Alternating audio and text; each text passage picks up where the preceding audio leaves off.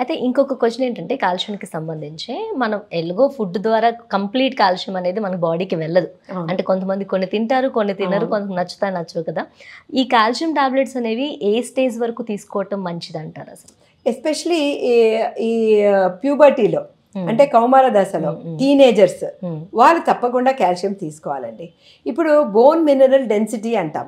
అంటే మన బోన్లో ఇంత కాల్షియం ఉండాలి, ఆ డెన్సిటీ అంత బాగుండాలి, గట్టిగా ఉండాలి. సో మన ఎంత రిజర్వ్ ఉంటుందో మన బోన్లో 21 సంవత్సరానికి దట్ విల్ డిసైడ్ మనం ఎంత తొందరగా వీక్ అయిపోతుందో మన బోన్స్. సో మన బోన్ హెల్త్ యొక్క ఫౌండేషన్ అనేది అడాలసెంట్ ఏజ్ గ్రూప్లోను ఎర్లీ 20sలోనూ ఫామ్ అవుతుంది. సో ఆ టైంలో ఇప్పుడు మనం కాల్షియం తీసుకుంటాము, విటమిన్ డి కూడా తీసుకుంటాము, కానీ మనం ఎక్సర్సైజ్ చేయకుంటే ఆ కాల్షియం అనేది బోన్స్లోకి వెళ్ళదు. సో ఇవన్నీ అవసరం. సో మన పీక్ బోన్ మాస్ అనేది ఆ 21-22 ఇయర్స్కి మనం తెచ్చుకోవాలి.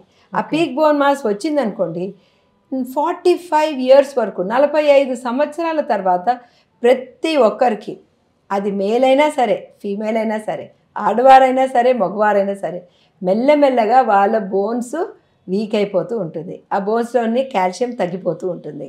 కానీ లేడీస్కి ఏమవుతుందంటే 45 ఇయర్స్ తర్వాత మెనపాజ్ వస్తుంది కదా, ఆ మెనపాజ్ రాగానే వాళ్ళకి ఇనిషియల్ 1-2 ఇయర్స్ ర్యాపిడ్ లాస్ ఉంటుంది.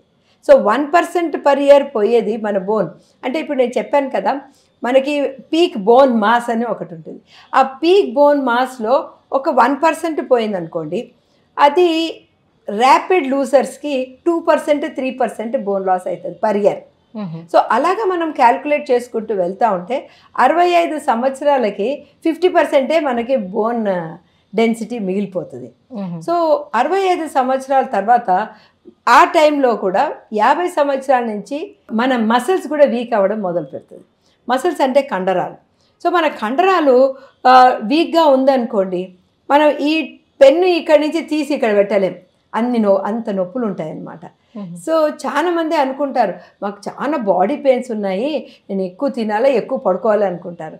కానీ మనకు వీక్నెస్ అని అనిపిస్తున్నది అంటే అది మన కండరాల వీక్నెస్, దాన్ని సార్కోపీనియా అంటారనమాట.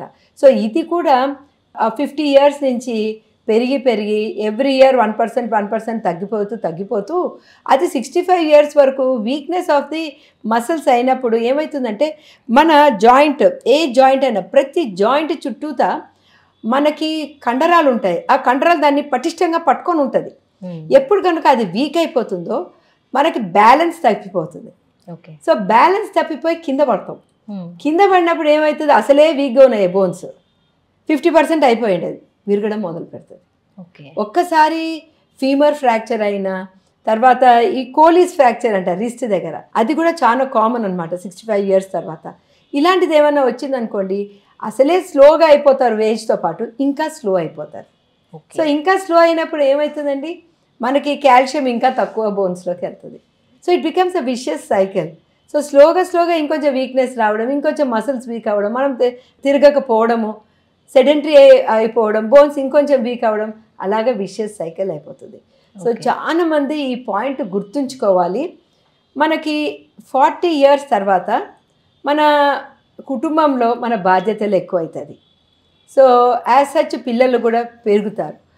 మనకి ఫైనాన్షియల్ కూడా ప్రాబ్లమ్స్, అంటే ఒత్తిడి ఉంటుంది, ఫైనాన్షియల్ ఒత్తిడి ఉంటుంది, ఇంట్లో ఫ్యామిలీ గ్రోత్ ఉంటుంది, అదే టైంకి ఇల్లు కట్టడము అట్లాంటిది ఏదో ఒకటి ఉంటుంది.